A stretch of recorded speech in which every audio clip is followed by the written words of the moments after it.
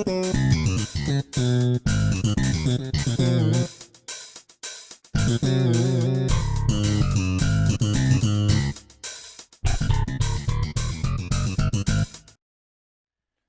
what's up, Emerald Coast? And Chris, I can confirm we have audio I have today. 2 jobs, people. Welcome to What's Up, Emerald Coast. I have 2 jobs now. It's close the door, and then RJ is the audio. Well, besides the coffee, that's a given. That's really the coffee's really about me, but I share with RJ. But close the door, and RJ is the audio on, and he forgot that job yesterday. I forgot both things yesterday, and therefore I got scolded by a variety of guests' comments on Facebook page, which you're welcome to go to What's Up Emerald Coast.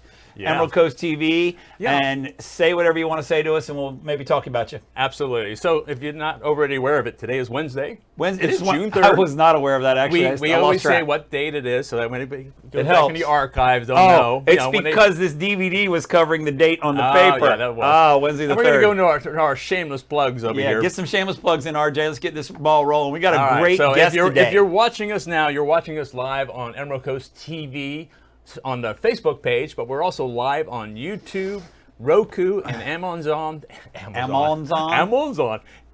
Fire at the same time. Yeah. Mr. Gaff here. Yeah, that's it's not really a Gaff. He's just a tech guy. He's just a tech guy. However, we invite you to go ahead and like the page, but also we've got a Facebook page set up just for the show. We're trying to get more than just our moms to like it right now. So we're trying. Yeah, that would be we're struggling. Awesome. Yeah, and then, but thanks to our moms for liking the show, because it all starts with thanking mom. Yeah, and then of course there's always crabisland.com. Coming soon. Yeah, new website about to launch. Well, speaking of which, guess what I found? And maybe a pizza. Go ahead. What you got? Look at that. Look at that. Is that a live shot? That's a live shot from Emerald Grand. That's what we needed. It's not a really pretty sunny day out there. No, that's the makings of a little misty. It's the makings of a tropical storm. Named? Cristobal? Cristobal. Say it right. Cristobal. Cristobal. Yeah, I'm in trouble. Yeah, I can see it. Oh, wait, thanks, Mom. Yeah, for that comment, too. All right, well, I want to get to our guest leader. I like that live shot of my website. Yeah. There you go. How about that? All right, so we do like to spotlight some of the national days for today. Okay. What is today, the 3rd of June? Well, that would be a good question to find out. It's got to be a food. Of course, it's National Chocolate Macaroon Okay, Day. As long as the chocolate's on there, I can live with that. Yeah. I can live with the chocolate macaroon. And there's more food. And then, of course, the ever-appreciated egg. All day. Every day. 22 pounds has been shedded from swimming and eating practically nothing but eggs. Yeah, that's protein. I've been trying to do as much as I can on the intermittent fasting, trying not to eat after 8 and then before 9. Fasting is a 4-letter word. But no. The 2 eggs with spinach and straight up eggs and cheddar, baby. Delicious, baby. What else you got? This is kind of a Groundhog Day type of thing. National Repeat Day. What the heck is that? So it can be either a blessing or not. Like, I mean, you can either repeat something that was. Who's the marketing behind that one? I don't know. Who comes up with National Repeat Day? Yeah, I'm going to make many jokes. I think I won't. What was that last one, RJ? I won't repeat. What was that last one, Day? National Repeat. What was it? Pull back up. Deja vu. No, I want you to pull that up. You want to see it up. I just wanted you to repeat it. Thank you. Okay, we're just repeating. Hey, by the way, it's National Repeat Day. Thank you very much, Groundhog joke. All right, what else you got? And then, of course, there's, it's also like the National Running Day. So, all your running enthusiasts, they celebrate the fact of things, and anybody who wants to get started, today's a good day to get started with I'm a swimmer, and my knees say no. You're saying no. I will not take part in National Running Day. It's not going to happen. Not happen. Okay, well. Speaking of runners. There athletes. You go. What? Oh, wait a minute. What are you pulling up there? I was just going through the paper because I wanted to find. There we go. Yesterday's article. That was yesterday's article. Yesterday was about mention about the former Auburn football coach Pat Dye. Yes. Has passed away at 80 years old. Right. Which made me give a call. Okay. There's a guy I know. You got a guy. I love when RJ learns that he's got a guy. Who knows a little bit about Auburn. A little bit about Auburn football? This guy knows a little bit about everything. We have a few Auburn football fans in the area here. So I thought I would just go ahead and give a chance to highlight my pal, Mr. Thom Gossam. How are you doing there, sir? Tom? Welcome I'm doing great. How welcome to the show. Yeah, so how about that? So I don't know if you're aware of Thom's history with Auburn, but he was actually one of the few first black players, scholarship players for the Auburn football team, which was led off by James Owen, which he actually did a documentary on about being the James Owen being the first black Auburn football player. Scholarship player. And a phenomenal player at that. Yes. And the name of the documentary was You asked if I didn't know about it, but actually I did, and I have seen the movie Quiet Courage, and it's fantastic. It is. As a matter of fact, I've got a copy right there. And and I've had the pleasure of meeting the man himself, Thom Gossam, and I bought his book. Little shameless plug there for you, my friend. I do have a copy of your book, and it's always been a treat to chat with you about what's going on in the community because I love it. Tomorrow we're going to have Gareth on. I did confirm that. So when he does his page for Walton Beach, what we did, to me, this man right here represents the history of the community and what he's going on to do some fantastic things, both at Auburn. We can talk a little bit about Auburn football. I'm okay with that because the question is, I'm going to just ask you a simple question so you can think about it, and we'll come back to it. Is there going to be football? And you can debate the yes or no. We'll come back to you. It could be that simple. But additionally, Thom has got a bit of a budding acting career, and I'm a fan. You know what? We've been talking a lot about Thom. Let it do We haven't even let Thom do any talking I'm a fan. yet. How are you, Thom? Tell us what's going on. Let's start off. What was your relationship? Did you get much of an opportunity to meet or work with Pat Dye himself? I knew Coach Dye. I knew him very well. I was on his radio show a couple times, and of course, I'd interact with him from time to time on campus. I didn't play for Coach. I was before him. I think he came about 5 or 6 years after I'd left. But good man, brought a lot of, I think when he came into Auburn, he brought what I would describe as mental toughness. Yeah. In other words, you don't accept losing, and he didn't accept losing. And so it turned things around at Auburn. But a great guy, somebody I feel emotionally close to. And I'm just wishing his family well in this time. Absolutely. Yeah. Well, Thom, you're also still involved at Auburn, and you've done some other stuff with some of the other sports as well. I believe the women's basketball team as well. I mean, what else have you been doing with Auburn? I do stuff right now in our business. We do some consulting work up there. But I've done stuff over the last 10 years. In 2007, I think it was, I joined the foundation board, and in 2000, I was on the board for 8 years. I became the chair of the board in 15, 16. I headed up the $1 billion campaign, became the face of that campaign. We raised $1 billion for the university. Wow. So I've been involved and still involved, enjoy it. It actually worked out. I think from a guy going in, being a walk-on football player, being the second African-American football player at the university. And there was certainly some adversity there. There was certainly some different ways of doing things and breaking a lot of barriers. To go from that to being chair of the University Foundation Board, managing the endowment, about $700 million, and then raising $1 billion. Somehow or another, that story seemed to work out and has become a positive story. Excellent.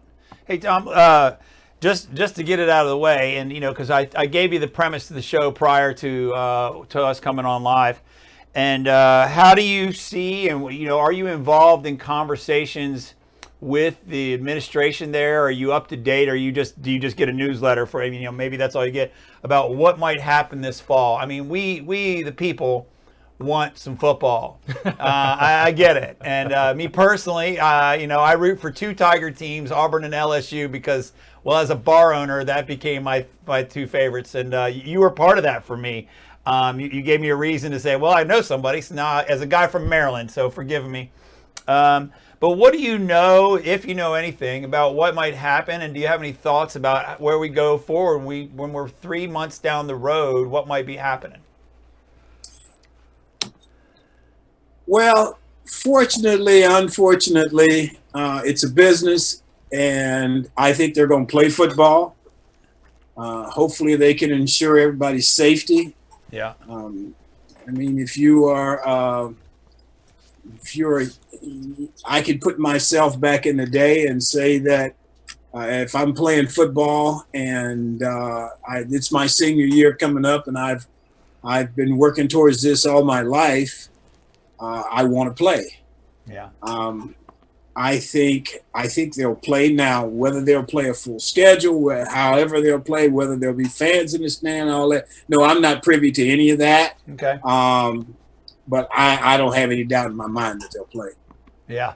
So, well, let's talk about back in the day when you played, and it's a lot of what led to the book and what's led to the movie, and I commend you just for having the courage to write it, to put it out there, to highlight it. Those are, to me, are the things that if we're going to make changes in our society, it takes people like you that are willing to raise your hand and say, I'm going to do this part of it within this space.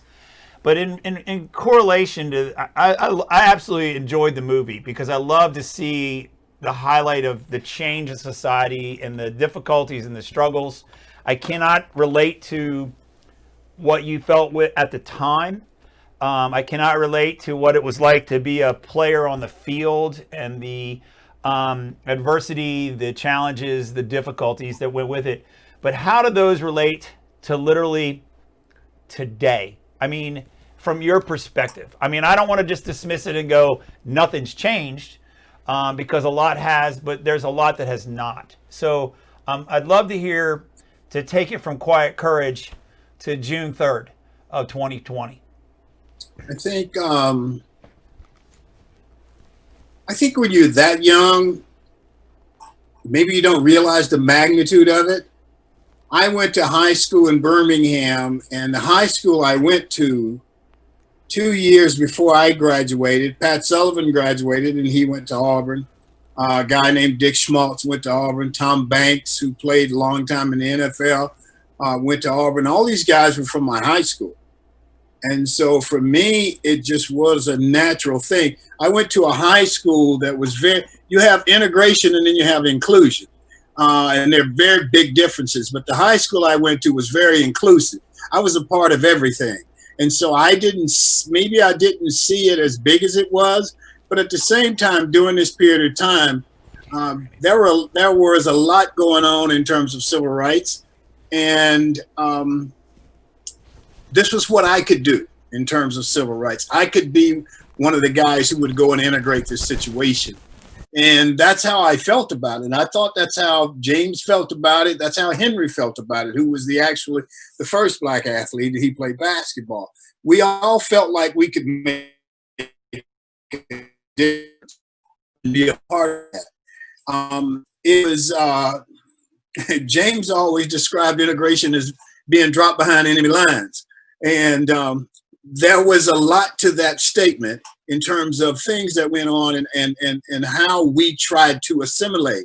I think the thing about playing football is when you're on the football field and it's 3rd and 5, it doesn't matter who's in the huddle as long as they do their job. What's most important is it's 3rd down, we got to get these 5 yards. Not is it a black guy playing wide receiver or is it a black guy playing fullback? So those things work itself out on the field. Most of the field, and we lost that. For a long time it stayed with me, and still does. I'm pretty good now about talking about it, but it was one of those things. And Coach Jordan, who was our coach, there's some legendary coaches at Auburn, Coach Dodd being one, and certainly Coach Jordan before him. And I played for Coach Jordan, and there were 4 black athletes who played for Coach Jordan. And so in some ways he was a pioneer as well. Ushered in some things that had never happened at the university before. And, that whole era, I knew all the first black guys at Tennessee, the guys at Kentucky, the guys at Alabama. We all knew of each other. and we all knew that we had a job to do. We couldn't do some of the things that kids do. We couldn't get in trouble. We couldn't do those things. We were representing the university. Well, I commend you because clearly you did a fantastic job of doing that, and you point out that sentence right there, in my opinion, of doing your job in the huddle. That 5 yards is what matters. Representing the school, both on and off the field. In my opinion, that doesn't really matter what color your skin is, as opposed to what your role is in that space. And clearly, you set an amazing example of it. And as a result, here we are with the privilege of talking to an author, an actor, and I thank you for that, because that's on a personal note, it challenges me to what we're doing right here in our hometown, because everything you just said that comes from the very beginning of your career blossoms to all of us now. Yeah, and speaking of career, I mean, he's been on TV shows from Getting in the Game, Law and Order, Look at Cold you with Case. the clips. You were just a badass tech guy. He was even in Jeepers Creepers. There you go. There you go. That was the bus driver there. I love that scene. But my favorite is when he's the detective here with Fight Club. That was just awesome. He's like, yeah. If you have never got a chance to see that movie, it's very good. And he played Slim's dad in Queen and Slim. Yeah, that was his most recent thing, which was really interesting at this time. With the Queen and Slim, which I think you spent a couple of days in New Orleans filming that, and you actually played the role of Slim's dad. That's correct. But it was also interesting for me to see, get a chance to watch part of that and see, gosh, how is not that unsimilar to what's just happened, recently within this week here. And before you respond to that, Tom, I just want to point out that the scene you play, I just watched it a few weeks ago, and I paid for it. So hopefully you get something out of that. So I hope that benefits you. And it was a very, it was. I'm at the end of the quarter. It was it was a fantastic movie. But I want to point out the scene where you interact with Slim after the incident on the street, where he defended himself in the altercation with the officer, and he shot the officer. And you were literally looking at him like knowing that was the last time he was going to see him. And that to me, is one of those... That's a true test of an actor. Well, he did a great... Not only did... I'm not saying... there's a compliment in here about your acting. It was fantastic. But I'm pointing out that these incidents that happen, that one we just had in Minneapolis, we had one in Georgia, and they continue to have gone on for decades. But no one really talks about the ancillary events that happen to the family, to the people. It's not just what we see on TV, but the moment when Slim walked in the door and you're telling him you got to go, and I can't imagine, and I just want to commend you on the way you did that role. I felt that watching that movie prior to all this civil unrest right now. Yeah. And you did a really good job pointing that out. And I have yet to hear a lot of people talk about how this ripples through that household. I think I said this to a guy the other day. When I was in my teens, maybe 13, 14, and right when I was getting ready to start driving, my dad had the conversation with me. And the conversation is, how do you survive an encounter with a police officer in Birmingham at that time? How do you survive an encounter with hostile white people at that time? And he had that talk with me and told me what I should do, particularly with a police officer, so that I could live. Wow. I've had that same talk with my son when he was a teenager. It's something that you recognize. It's something that you know. It's something that you realize that, when my son started driving, I knew he could leave home and might not come back. And it wasn't because of anything he would have done. It would have been because of some circumstance or some situation that he ran into. people don't necessarily want to hear that, but that's the truth of my life. And that's the truth of obviously what has happened to a lot of people. You know what the situation is. Am I saying all police officers are bad? No, not at all. I would never say that. But I'm just saying that is the reality. And so in this movie, Queen and Slim, Slim knew he could never go home again. Yeah. Once that cop laid on that ground, he knew his life was pretty much over. And the only thing he could do was maybe try to give himself up and hope that they didn't kill him while he was trying to give himself up and spend the rest of his life in jail. Yeah. It was a movie to me that was more grounded in reality than a lot of films I've seen. And it was a fun shoot. I was in New Orleans for a couple of weeks, actually, RJ. And nothing wrong with that. It was, and it was actually female producer, a woman producer, a woman director, and a woman writer. And I thought they just did an outstanding job. You know, Thom, and I'll just end with this, that you point that out, because I'm not afraid to have this debate, and not a debate, but have a discussion, because that's the only way we get resolve. You know, somewhere in here, I feel our society needs some recovery. But first we have to identify we have to take an inventory of ourselves before we can and figure out what the root problems are. But when you point out that conversation that you had to have with your father and you've had to have with your son, I can look you in the eye and say that my dad didn't have to have that conversation with me.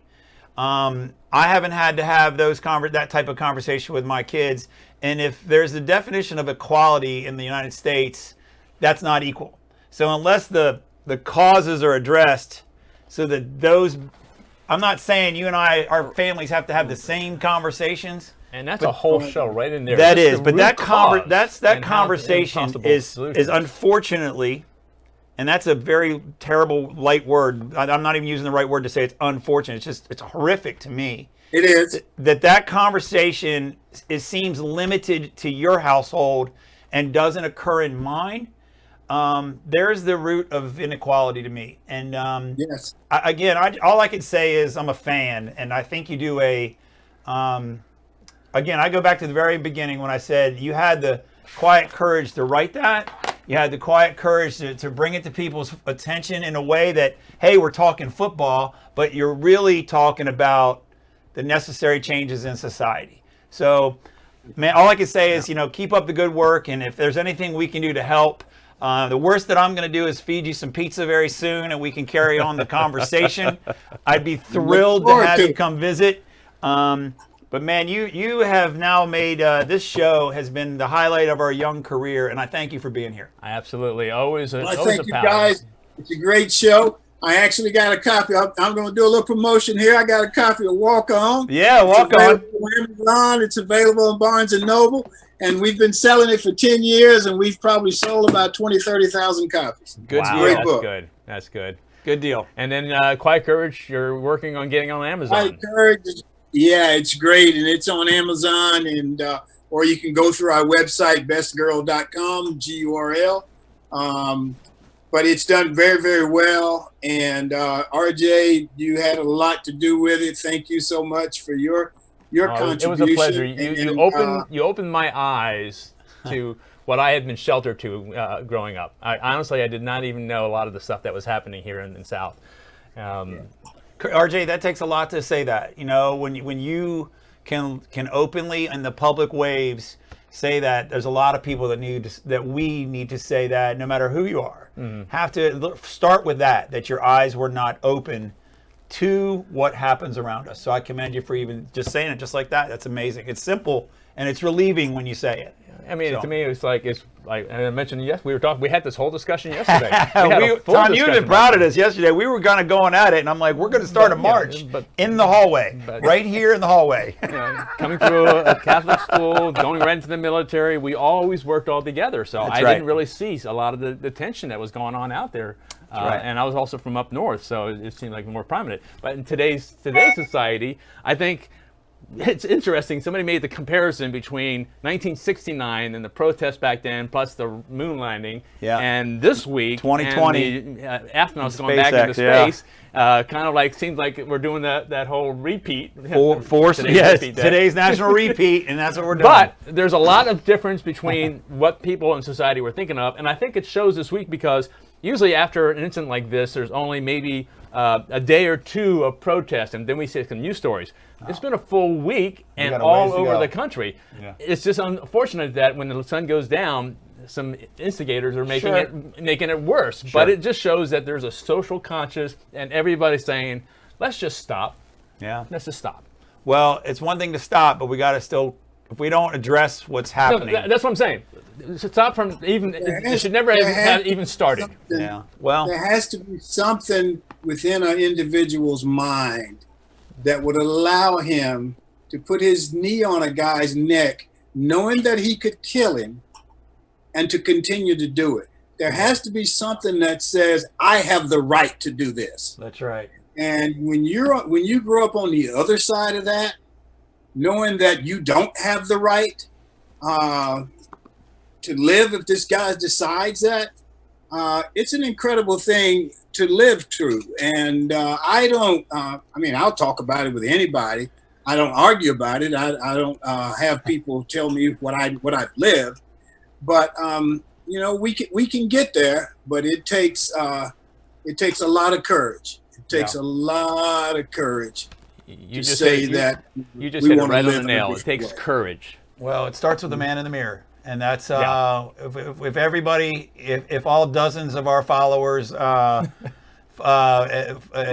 with, I think we're at dozens of now. Dozens of followers combined with Tom's huge fan base. At least 3 dozen today. I brought 3 dozen. Fair enough, Tom. Thank you. Because if it starts with the man in the mirror, and then if we all kind of turn to the next man and just have that simple conversation, that's where it starts and it grows. And I think that's what that's the only way we get there. So, Tom, I can't thank you enough, man. You're fantastic. I love you, man. And please come back and keep us updated on the movies. And all your future endeavors, and appreciate you being here, friend. Thank you. All right, guys. Thank you. I appreciate it.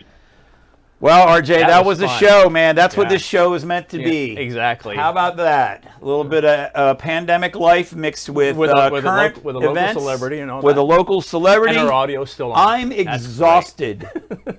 I'm exhausted. Now I get to go do some remodeling back to reality because I need a nap. I drank all that coffee and I need a nap. Tom is fantastic. And with that, I think we can close out our show. Stay rational, my friends. Rational, have fun. Stay safe. All right.